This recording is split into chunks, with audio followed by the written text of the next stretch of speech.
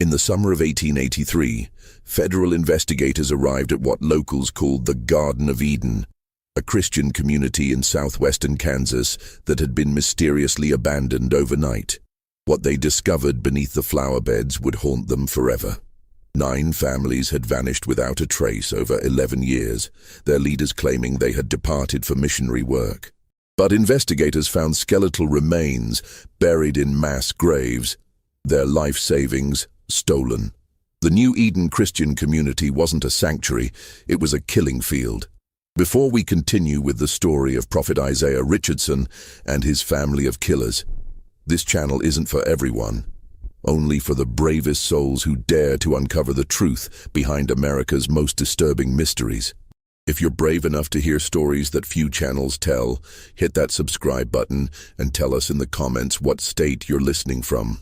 This story will make you question everything you thought you knew about faith and trust.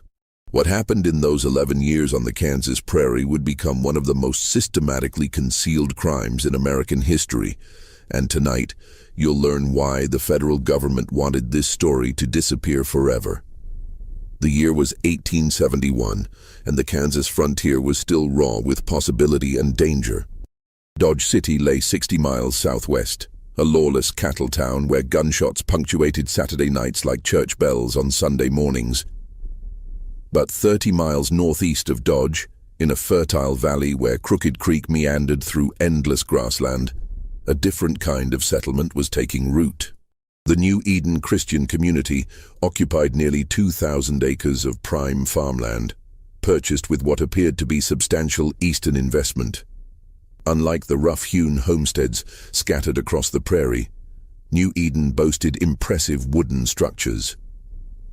A grand meeting hall with stained glass windows shipped from Chicago, multiple dormitory buildings that could house dozens of families, workshops for blacksmithing and carpentry, and most striking of all, the Prophet's House, a 3-story Victorian mansion that seemed impossibly grand for the Kansas wilderness. Prophet Isaiah Richardson had arrived in Kansas in the spring of 1871 with his wife Elder Sarah Richardson and their 23-year-old son Joshua.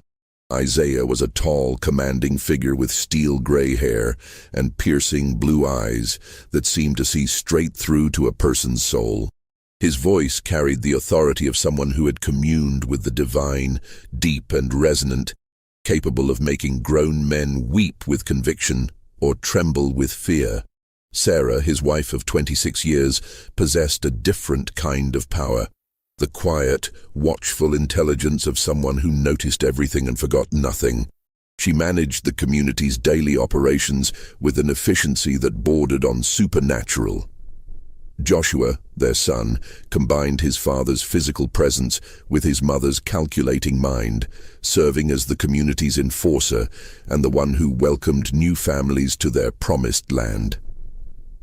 The Richardson family preached a unique doctrine they called divine simplicity, the belief that true Christians should abandon worldly possessions and live in communal harmony, sharing all resources for the greater glory of God. They promised arriving families a life free from the struggles of frontier existence, no more failed crops, no more fear of Indian raids, no more winter starvation. In exchange, families would contribute their worldly goods to the community treasury and submit to the spiritual guidance of Prophet Isaiah. By the end of 1871, 14 families had joined the community. By 1872, there were 28. By 1874, New Eden had reached its stable population of 35 families, approximately 175 men, women, and children, living in what appeared to be perfect Christian harmony. Each family brought their life savings, their livestock, their tools, and most importantly, their unquestioning faith in Prophet Isaiah's divine mission. The community thrived with remarkable prosperity. Gardens yielded vegetables in abundance despite the harsh Kansas climate. The workshops produced furniture and tools of exceptional quality that were sold in distant markets. Children attended school 6 days a week, learning not just reading and arithmetic, but also music and art. Evening meals in the Great Hall were times of fellowship and spiritual instruction, with Prophet Isaiah delivering sermons that spoke to the deepest longings of the human heart. But there were rules in New Eden, rules that newcomers learned gradually. All correspondence with the outside world had to be approved by Elder Sarah. Visits from relatives or friends were discouraged. After all, they might bring worldly influences that could corrupt the community's spiritual purity. Most importantly, once families committed their worldly goods to the community treasury, leaving became complicated. Prophet Isaiah explained that God had shown him visions of families who tried to leave, terrible visions of failure, death, and damnation that awaited those who turned their backs on divine calling. What visitors didn't see were the closed-door meetings between the Richardson family, always held in the prophet's house after the evening meal. They didn't notice how certain families seemed to struggle with doubt or discontent, asking uncomfortable questions about community finances or challenging the absolute authority that Prophet Isaiah claimed to possess. Most importantly, they didn't realize that the beautiful gardens surrounding the meeting hall, gardens that Elder Sarah tended with such devoted care, would eventually hold secrets that would shatter their faith in humanity forever. The Richardson family had not come to Kansas to build a Christian community. They had come to perfect a system that would make them wealthy beyond their wildest dreams, all while hiding their crimes behind the unassailable walls of religious devotion. The first murder happened on a bitter February night in 1872, exactly 10 months after the Miller family had arrived at New Eden. But to understand the true horror of what occurred, we must first understand how carefully the Richardson family had planned every detail of their unholy enterprise. Herman Miller had been growing restless. The promised education for his children consisted mainly of memorizing biblical passages and learning trades that seemed designed to benefit the community rather than prepare them for independent lives. More troubling, Herman had begun to question the community's finances. He had contributed $400 in valuable livestock to the treasury, yet when he asked Elder Sarah about purchasing winter clothing for his children, she had told him the community couldn't afford such luxuries. That February evening, Herman approached Prophet Isaiah after the community's dinner in the Great Hall. Other families were settling into their evening routines, unaware that they were about to witness the beginning of a pattern that would claim 9 families over the next 11 years. "Brother Isaiah," Herman said, his voice tight with barely controlled frustration, "I've been thinking about our family's contribution to the treasury. $400 plus our livestock and tools. That's more than some men see in 5 years. Yet my wife tells me we can't afford winter coats for the children." Prophet Isaiah's reaction was swift and calculated.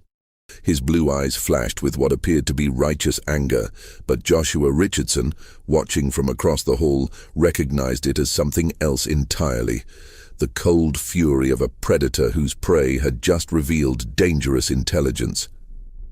The confrontation escalated quickly, with Herman growing more insistent about accountability and Isaiah becoming more dramatically offended by what he called worldly thinking. Finally, Prophet Isaiah raised his hand for silence. "Brother Herman, I can see that the devil has been whispering doubts in your ear. Come to my house after evening prayers, and we'll seek divine guidance together." At 10 o'clock that night, Herman Miller walked through the snow to the prophet's house, expecting a private discussion about his concerns. Joshua Richardson met him at the door, explaining that his father was waiting in the study. The study was a comfortable room on the first floor, lined with religious books and warmed by a large fireplace. What happened next would be repeated, with minor variations, 8 more times over the following decade. "Brother Herman," Isaiah began, his voice gentle and concerned, "I want you to know that I understand your worries, but God has shown me something remarkable about your family's future, a special mission that will bring great glory to his name."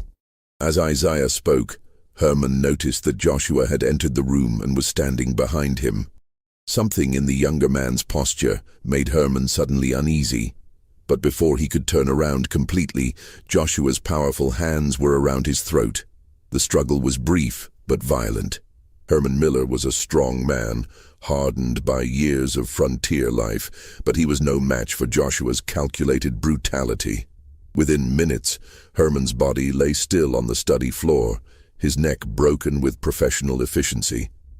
The Richardson family had practiced this technique before coming to Kansas, perfecting their method of killing without leaving obvious wounds or excessive blood.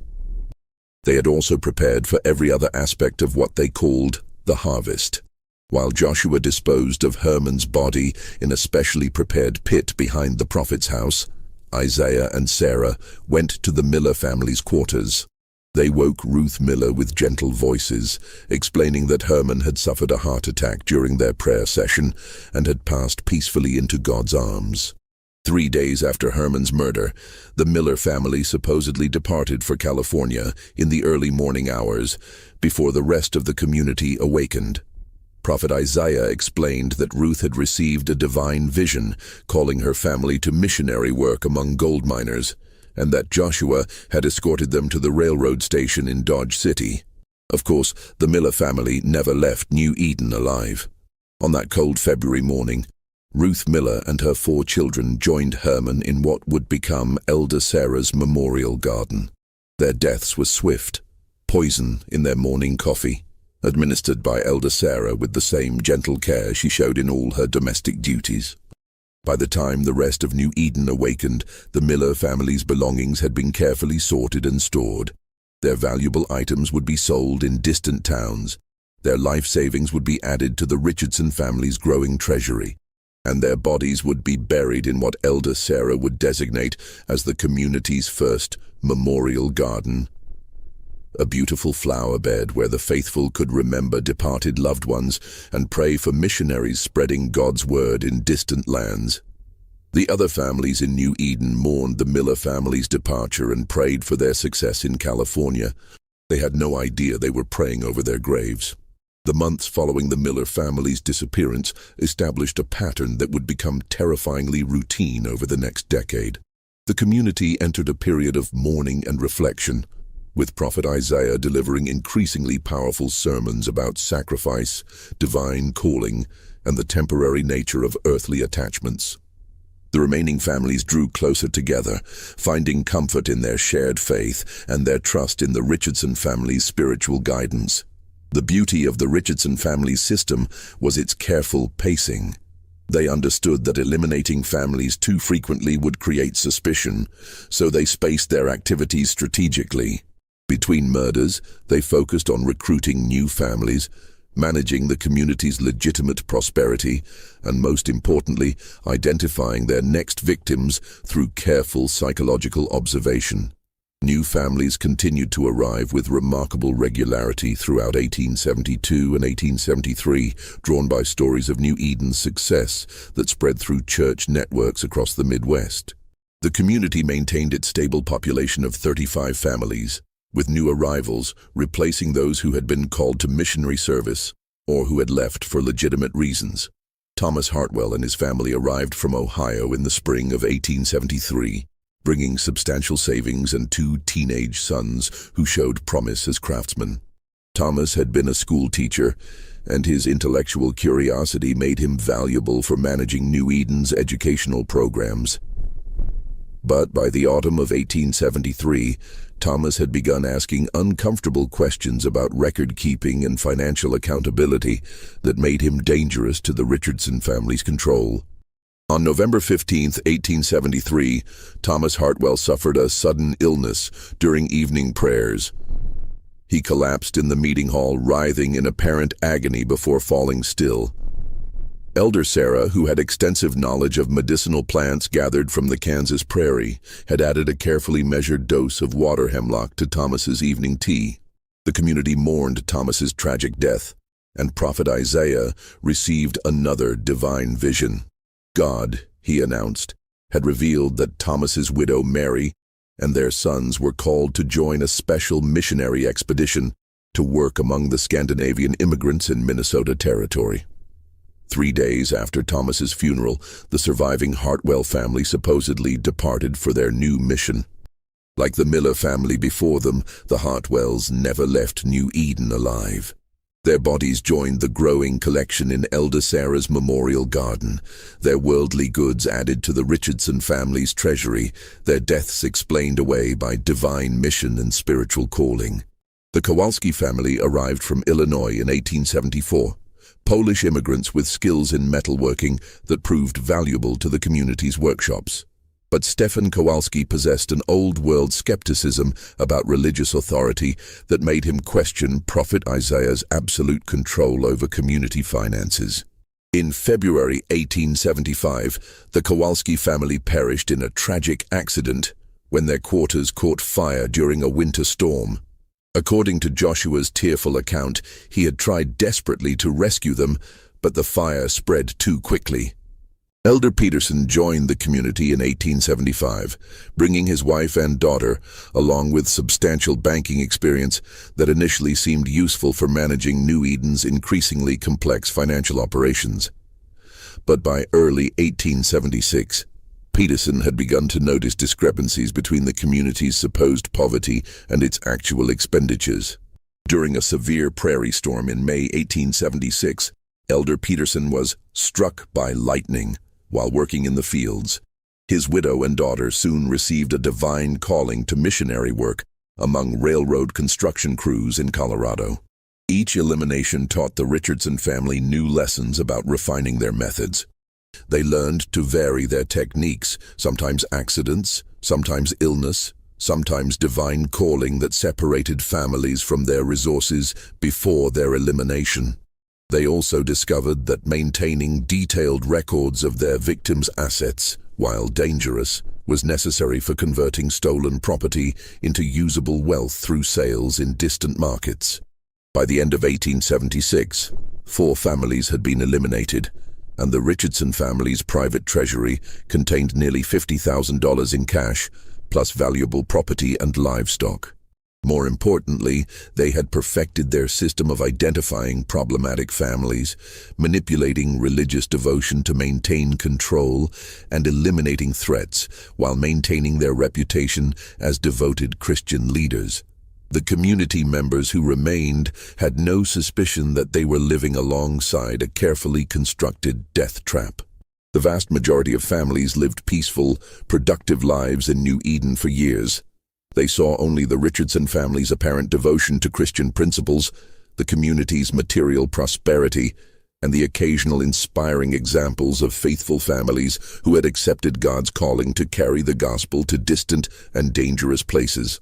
When letters arrived from the outside world asking about missing relatives, Elder Sarah's responses were masterpieces of religious rhetoric and believable explanation. When government officials occasionally inquired about land ownership or tax obligations, Prophet Isaiah's documentation was meticulous and his legal compliance apparently flawless. The years 1877 through 1880 marked a period of increasing confidence for the Richardson family, but also growing danger as their success began to attract unwanted attention. They had eliminated 4 families without creating suspicion, accumulated substantial wealth, and established New Eden as one of the most prosperous religious communities on the Kansas frontier.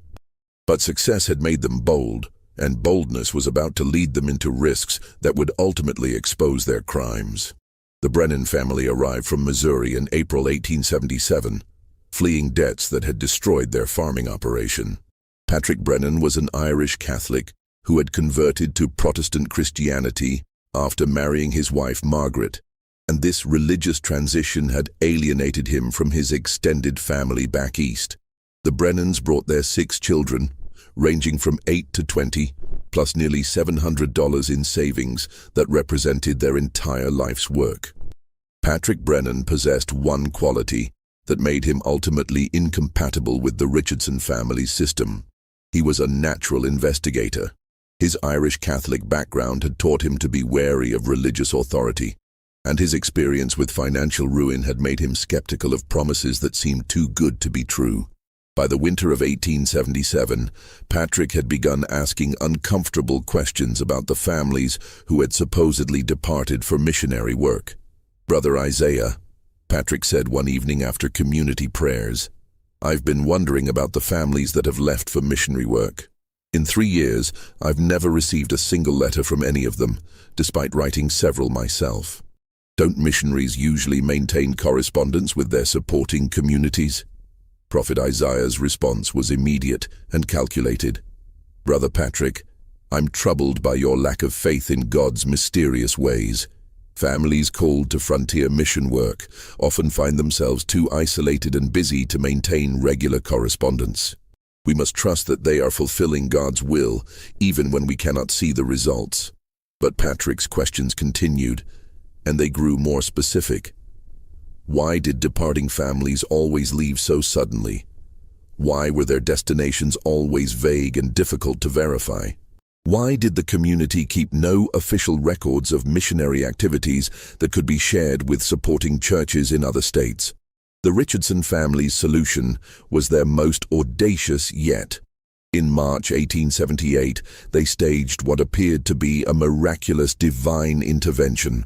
During evening prayers, Prophet Isaiah suddenly collapsed, writhing on the floor of the meeting hall in apparent supernatural agony. Elder Sarah and Joshua rushed to his aid, while the assembled community watched in horror as their spiritual leader seemed to battle with invisible forces. After nearly an hour of this terrifying display, Prophet Isaiah rose to his feet, his face radiant with apparent divine revelation. In a voice trembling with religious ecstasy, he announced that God had shown him a vision of terrible danger threatening New Eden. Satan, he revealed, had sent agents to infiltrate the community and destroy it from within by spreading doubt and questioning divine authority. Patrick Brennan, identified by this revelation as the primary agent of Satan's influence, faced a choice: submit completely to Prophet Isaiah's authority, or be expelled from the community to face the harsh Kansas prairie alone with his family. His wife, Margaret, terrified by the supernatural events she had witnessed and desperate to protect her children, begged Patrick to apologize and demonstrate his renewed faith. Patrick's capitulation was complete and heartbreaking. He publicly confessed his sins before the entire community, admitted that Satan had corrupted his thoughts with doubt and suspicion, and pledged absolute obedience to Prophet Isaiah's divine guidance. But the Richardson family had no intention of allowing Patrick Brennan to live. His questions had been too intelligent, his skepticism too dangerous, and his influence over other families too significant. On April 20th, 1878, Patrick Brennan died in his sleep, apparently of a heart attack brought on by the spiritual stress of his battle with Satan. Margaret Brennan and her 6 children, devastated by Patrick's death and convinced that his doubts had somehow caused his divine punishment, readily accepted Prophet Isaiah's revelation that they were called to missionary work among Irish immigrants in Colorado mining camps. Their tragic loss would make them powerful witnesses for the importance of religious obedience. The Brennan family's departure for Colorado followed the now established pattern, except that their elimination provided the Richardson family with their largest single haul of assets, $700 in cash, plus valuable personal property that could be sold discreetly in distant markets. 2 more families would fall victim to the Richardson system between 1879 and 1881. The Schmidt family, German immigrants who made the mistake of questioning the community's lack of contact with Lutheran churches in their homeland, died in a food poisoning incident that affected only their household. The Caldwell family met their end in 1881 when Patriarch William Caldwell's drinking problem led him to make indiscreet comments about missing families and suspicious deaths. But it was the elimination of the Caldwell family that would ultimately bring down the Richardson enterprise, because it included a victim who was too young to be manipulated by religious authority and too intelligent to accept the explanations that satisfied traumatized adults. 16-year-old Emma Caldwell had grown up on the frontier, where death was a frequent visitor and children learned early to observe adult behavior with careful attention. Emma's investigation began with simple observation after her mother's natural death from consumption in late 1880. She noticed that elder Sarah asked very specific questions about her mother's family back east. Did they write letters regularly? Would they expect to hear from the Caldwells soon? How much did they know about the family's plans in Kansas? When Emma was helping elder Sarah sort through her mother's belongings, she noticed that elder Sarah set aside all correspondence and family records. These documents will be important when God calls your family to missionary service, elder Sarah explained, speaking as if such a calling was already determined rather than merely possible. Emma began paying attention to patterns in the community's missionary departures. She realized that families chosen for elimination were always those who had questioned community policies or possessed resources that made their elimination particularly profitable. More disturbing was her discovery of a hidden storage room beneath the prophet's house, containing personal belongings from families who had supposedly departed for frontier missions, but had left behind their most precious possessions. In January 1881, Emma made a desperate decision. She wrote detailed letters describing her observations and suspicions, addressing them to the sheriff in Dodge City, the federal marshal in Wichita, and her mother's brother in Illinois. But before she could mail the letters, elder Sarah discovered her activities. The Caldwell family's elimination in February 1881 followed the established pattern. But Emma's desperate attempt to expose the truth had planted the first seeds of fear in the Richardson family's minds. For the first time since they had begun their murderous enterprise, they faced the possibility that their crimes might be discovered and punished. The Richardson family's growing paranoia in the wake of Emma Caldwell's investigation led them to make their first serious mistakes in nearly a decade of perfect murders. Emma's attempted exposure had failed, but her intelligence and determination had shown them how vulnerable their system could be to a victim who was smart enough to recognize patterns and brave enough to seek outside help. The elimination of the Caldwell family in February 1881 marked the beginning of the end for the Richardson family's reign of terror, though they didn't realize it at the time. Emma's death had been necessary to protect their enterprise, but her final words, shouted in desperation as Joshua cornered her against a cliff face, would haunt elder Sarah for months afterward. I wrote 3 letters. They're already mailed. Everyone will know what you've done here. Emma had been lying, of course. The letters were still hidden in her clothing, never having reached any post office or government official. But her bluff achieved something no other victim had managed. It planted genuine fear in the Richardson family's minds about the possibility of outside investigation. This fear led them to make a series of decisions that would ultimately expose their crimes. First, they decided to accelerate their timeline for leaving Kansas, planning to liquidate their remaining assets and relocate to California before any potential investigation could threaten them. Second, they began eliminating evidence more aggressively, burning documents and personal items that they had previously preserved as trophies of their successful operations. Most fatally, they decided to eliminate one final family before their departure: the Hoffmans, recent German immigrants who possessed both substantial savings and knowledge of their homeland's banking systems that could be valuable for establishing new identities in California. But the Hoffman elimination in June 1882 differed from all previous operations because it was motivated by greed rather than necessity, and because it was planned hastily rather than with the careful preparation that had characterized their earlier crimes. Klaus Hoffman had been a successful merchant in Prussia before immigrating to Kansas with his wife Greta and their 3 teenage children. He had sold his European business interests for a substantial sum, converting his wealth into American currency and government bonds that he planned to use for establishing a new trading operation in the American West. The Hoffman family's arrival at New Eden in May 1882 represented the largest single financial opportunity the Richardson family had ever encountered.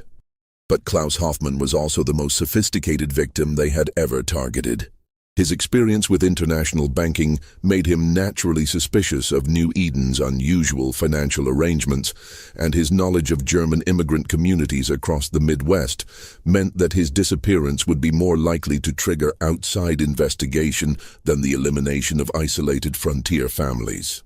The Richardson family's desperation to acquire the Hoffmann assets before their planned departure led them to abandon their usual careful patience.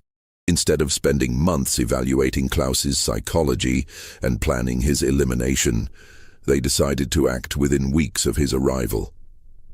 This haste led to their first serious operational error in a decade of perfect crimes.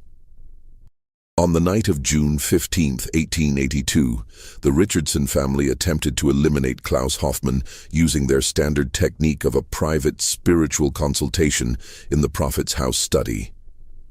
But Klaus had been suspicious of the community's operations since his arrival, and he had taken the precaution of telling his wife Greta to expect his return by midnight and to alert other community members if he failed to appear. When Joshua Richardson attempted to overpower Klaus during the fake spiritual session, he encountered unexpected resistance. Klaus Hoffmann was not only younger and stronger than previous victims, but he was also prepared for the possibility of violence. The struggle that followed was loud and prolonged, creating noise that could be heard throughout the Prophet's house and raising the possibility that other community members might investigate. More seriously, Klaus managed to wound Joshua with a letter opener before being killed, creating a blood trail and obvious signs of violence that could not be explained away as natural death or accident. For the first time in their criminal careers, the Richardson family faced the challenge of explaining obvious evidence of murder to community members who had been awakened by the sounds of struggle. Their solution was characteristically audacious, but ultimately self-destructive. Prophet Isaiah announced the next morning that Klaus Hoffmann had been possessed by demonic forces during their spiritual consultation, requiring a violent exorcism that had ultimately resulted in the demon's departure and Klaus's peaceful death. This explanation satisfied the traumatized community members who had heard the struggle, but it also created the first cracks in the Richardson family's reputation for divine authority and peaceful community leadership. Greta Hoffmann and her children, devastated by Klaus's death and terrified by the supernatural explanations they had been given, readily accepted Prophet Isaiah's revelation that they were called to return to Germany as missionaries to their former homeland. Their departure from New Eden was scheduled for early July, supposedly to catch a ship from New York back to Europe. But the Hoffmann family never left Kansas alive, and their elimination on July 3, 1882, was witnessed by someone the Richardson family had never considered a threat. 8-year-old Timothy Weber, son of one of New Eden's most devoted families, who had been hiding in the Prophet's house barn during a game of hide-and-seek when the murders occurred. Timothy saw Joshua Richardson loading bodies into a wagon and heard Elder Sarah giving instructions about burial locations in the memorial garden. The child was too young to understand the full implications of what he had witnessed, but he was old enough to realize that the Hoffmann family had not actually departed for Germany as announced to the community. Timothy's innocent questions to his parents about why the Hoffmanns were buried in the garden instead of traveling to Germany created the first serious crack in the Richardson family's control over community information. When Timothy's father, Elder Weber, approached Prophet Isaiah with his son's confused report, he received explanations that seemed increasingly strained and inconsistent. For the first time in 11 years, a member of New Eden's community began to seriously question the official explanations for mysterious deaths and sudden departures. Elder Weber's growing suspicions, combined with his knowledge of Timothy's eyewitness account, created a level of internal threat that the Richardson family had never faced before. Just when everything seems to be coming to a head in this terrifying tale of New Eden, I want to pause for a moment.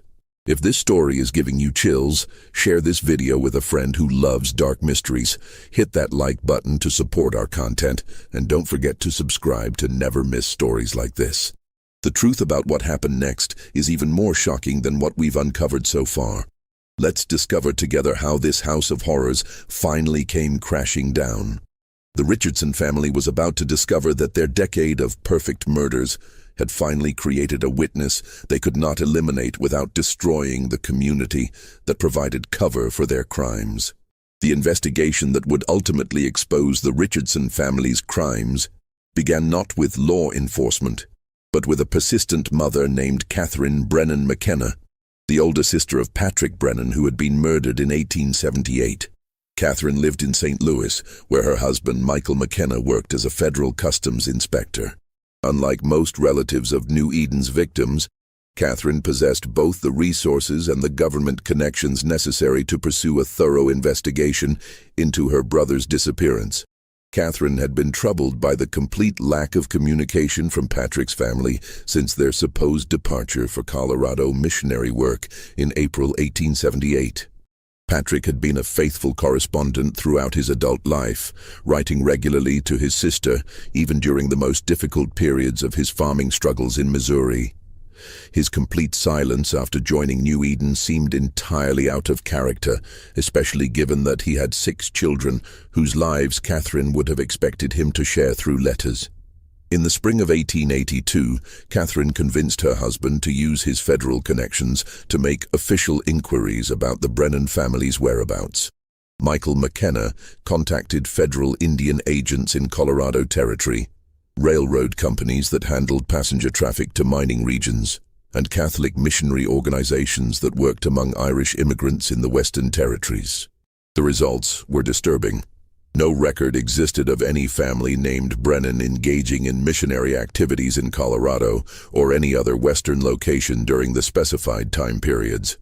Armed with this information, Catherine and Michael traveled to Kansas in August 1882, determined to visit New Eden and demand answers about Patrick's family. Their investigation would have proceeded very differently if they had announced their arrival in advance. But fortunately for the cause of justice, they decided to approach New Eden unannounced, hoping to observe the community's normal operations before revealing their purpose. What Catherine and Michael observed during their 3-day reconnaissance of New Eden was a community that seemed prosperous and well-organized, but also strangely tense and secretive. They positioned themselves on hills overlooking the settlement, using Michael's military field glasses to study the daily routines of community members. What they saw raised immediate questions about New Eden's operations and the Richardson family's explanations for missing relatives.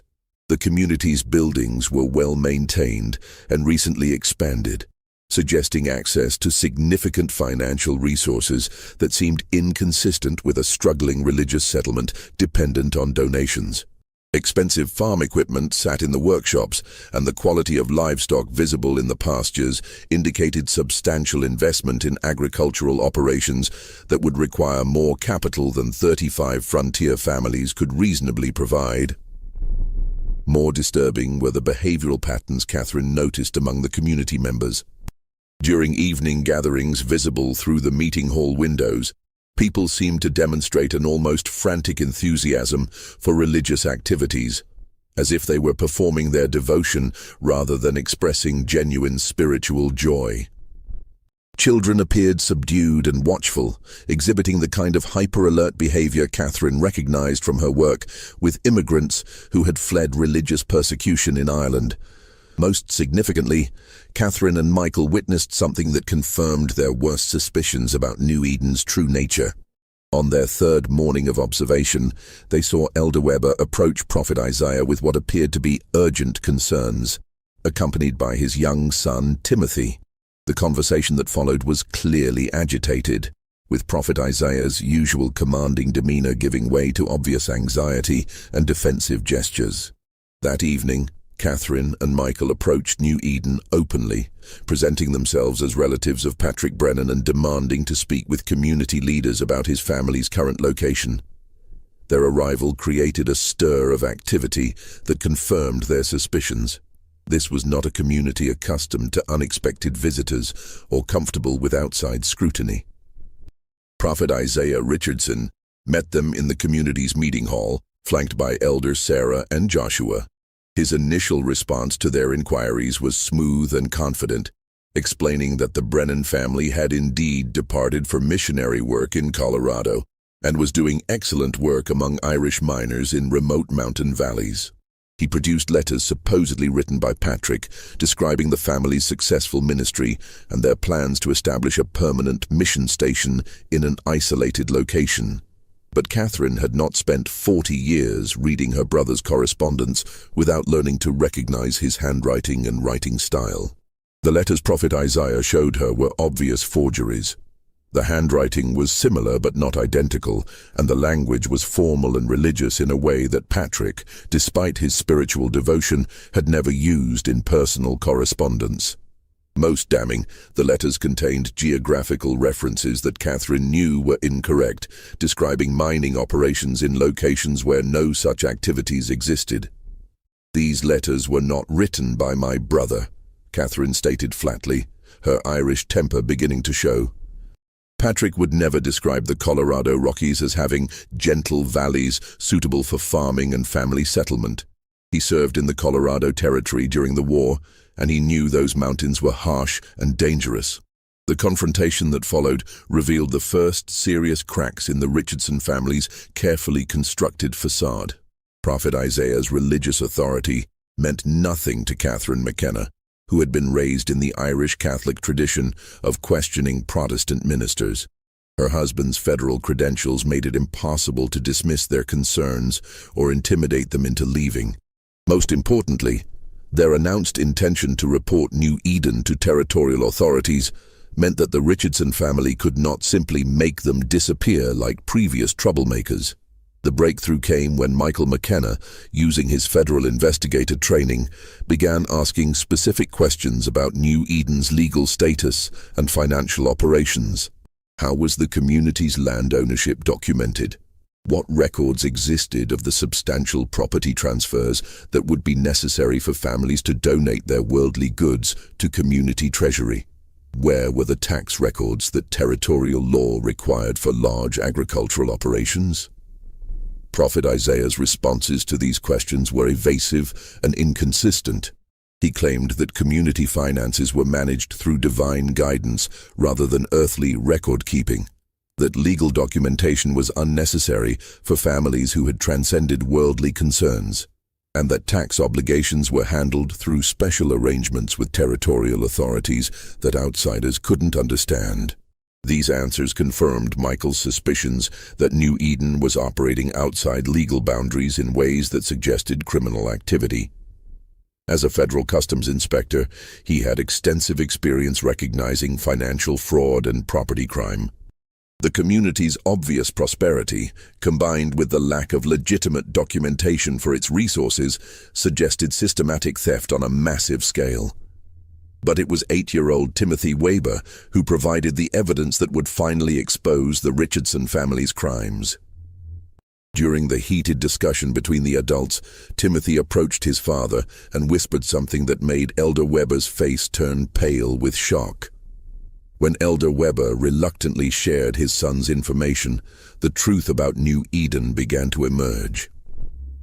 Timothy had seen the Hoffman family's burial in Elder Sarah's memorial garden, contradicting the official story of their departure for Germany.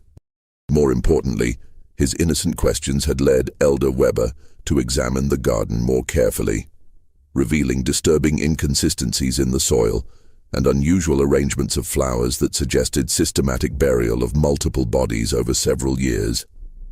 That night, Catherine and Michael made a decision that would finally bring justice to New Eden's victims. Instead of confronting the Richardson family further, they quietly departed for Dodge City, where Michael's federal credentials would allow them to request an official investigation by territorial marshals. They carried with them Timothy Weber's eyewitness testimony, Elder Weber's observations about the memorial garden, and most importantly, evidence of systematic financial fraud that would justify federal intervention. The Richardson family watched the McKennas leave with growing panic, realizing that their perfect system was facing its most serious threat ever. For the first time in 11 years of successful murders, They faced investigation by federal authorities who possessed both the resources and the legal authority to expose their crimes. The federal investigation of New Eden began on September 10, 1882, when Deputy U.S. Marshal James Crawford arrived at the community with warrants to examine financial records and interview residents about missing persons reports filed by relatives in multiple states. Crawford was accompanied by a territorial attorney, a federal land office inspector, and 2 deputy sheriffs from Ford County. They also brought something the Richardson family had never encountered before: legal authority that transcended religious claims and community autonomy. What the investigators found during their first day at New Eden was a community in the grip of carefully controlled panic. The Richardson family had spent the previous 3 weeks preparing for this possibility, coaching community members on appropriate responses to official questions and hiding or destroying evidence that might reveal the true scope of their crimes. But they had also made a fatal error that would ultimately expose everything. They had become so confident in their system that they had kept detailed records of their victims' property and possessions, believing these records would serve as evidence of legitimate business transactions rather than proof of systematic murder. Marshal Crawford's discovery of the hidden vault beneath the prophet's house was almost anticlimactic after hours of examining suspicious financial records and interviewing terrified community members. The vault contained personal belongings from 9 families, carefully catalogued and stored with the efficiency of a criminal enterprise. Family photographs, personal Bibles, children's toys, wedding rings, and most damning of all, identity documents that proved these families had never left New Eden alive. But the physical evidence that finally broke the case was Elder Sarah's memorial garden. The beautiful flower beds where she had spent 11 years carefully tending blooms above the graves of her victims. When investigators began excavating the garden based on Timothy Webber's eyewitness testimony and his father's observations, they uncovered a carefully organized cemetery containing the remains of 47 men, women, and children, buried in family groups with their personal possessions and arranged with the same meticulous attention to detail that characterized all of the Richardson family's CEDI criminal activities. The Richardson family's arrest was swift and absolute. Prophet Isaiah Richardson, Elder Sarah Richardson, and Joshua Richardson were taken into custody and charged with 9 counts of first-degree murder, along with numerous charges of fraud, theft, and conspiracy.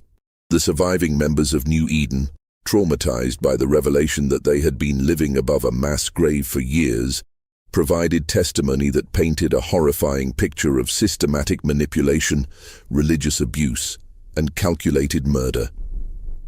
The trial of the Richardson family became one of the most sensational criminal cases in Kansas territorial history, attracting newspaper coverage from across the nation and sparking congressional debates about federal oversight of religious communities.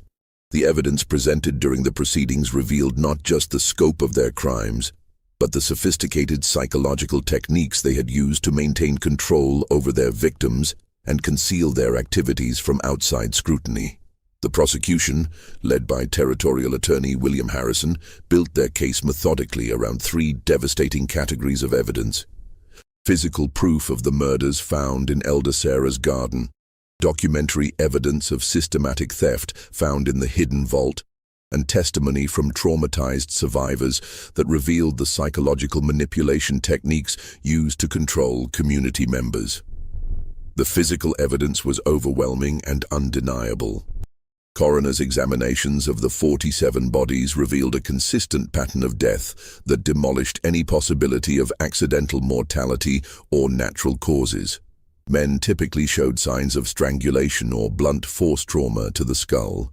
Women and children often exhibited evidence of poisoning, with bone samples containing traces of water hemlock and other toxic plants that Elder Sarah had cultivated in hidden sections of her garden for purposes that were now horrifyingly clear.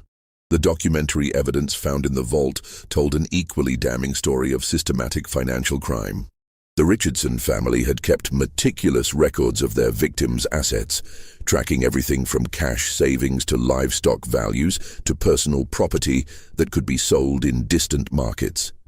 These records revealed that the family had accumulated more than $150,000 in cash and convertible assets over 11 years, a fortune that would be equivalent to millions of dollars in modern currency. Most damaging to any possible defense was the testimony of New Eden's survivors, particularly Elder Weber and his son Timothy, whose innocent observations had triggered the investigation. Their accounts revealed a community where religious devotion had been weaponized to ensure absolute obedience, and where questioning authority was portrayed as spiritual rebellion worthy of divine punishment. Elder Weber's testimony was particularly devastating. "We trusted them completely," he said, his voice breaking as he described years of witnessing suspicious disappearances. "When families would vanish overnight, we accepted the explanations because we believed Prophet Isaiah spoke with God's voice. We were told that doubt was the devil's work, that questioning divine revelations was the same as questioning God himself. We were fools, and our foolishness cost innocent people their lives." The defense attorneys attempted to argue that the Richardson family was suffering from religious delusions that made them legally insane.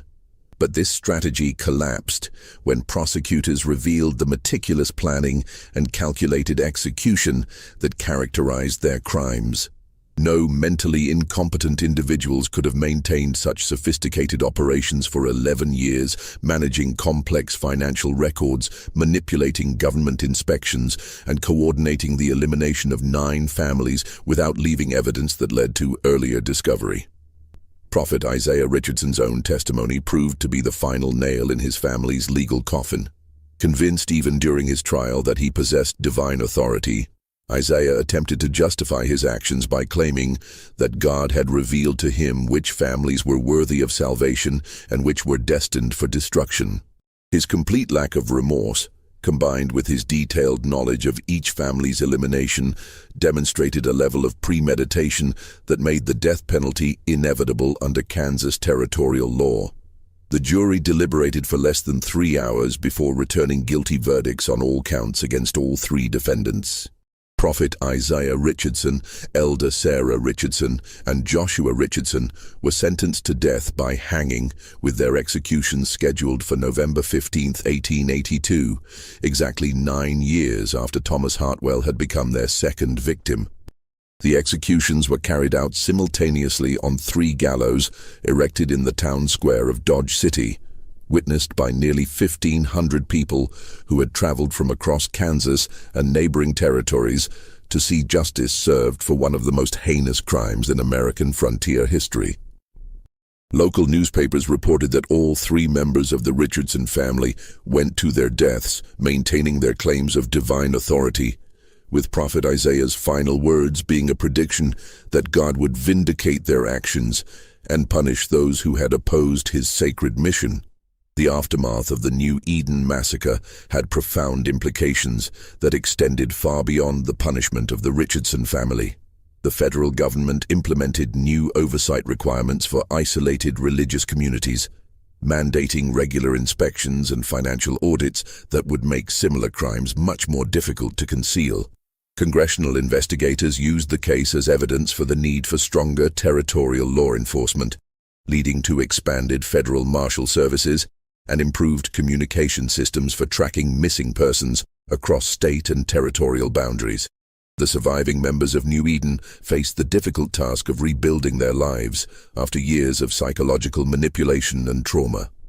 Most returned to their original home states, aided by federal compensation payments funded through the sale of the Richardson family's stolen assets. Several survivors required ongoing medical care for what physicians of the era diagnosed as nervous exhaustion, but which modern psychology would recognize as severe post-traumatic stress disorder. Catherine Brennan McKenna, whose persistent investigation had triggered the discovery of New Eden's crimes, became a celebrated figure in newspaper accounts of the case. She used her newfound public platform to advocate for improved federal oversight of religious communities and better protection for families seeking refuge in isolated settlements. Her efforts contributed to legislation that required territorial authorities to maintain regular contact with religious communities and to investigate any reports of missing persons with federal resources. The physical site of New Eden was abandoned immediately after the trials, with territorial authorities declaring the land unsuitable for future settlement due to its association with mass murder. Local folklore claimed that the property was cursed, and indeed, several attempts to establish new settlements on the land failed due to mysterious accidents and unexplained difficulties. The buildings gradually fell into ruin, and by the early 1900s, nothing remained of the community except foundation stones and the carefully tended gardens where Elder Sarah had hidden her victims' graves. Modern historians who have studied the New Eden massacre consider it one of the most sophisticated criminal enterprises in 19th-century American history, remarkable not just for its scope and duration, but for the psychological techniques the Richardson family used to maintain their operation. Criminal psychologists have identified the case as an early example of organized criminal activity disguised as religious authority, establishing patterns that would unfortunately be repeated in various forms throughout American history.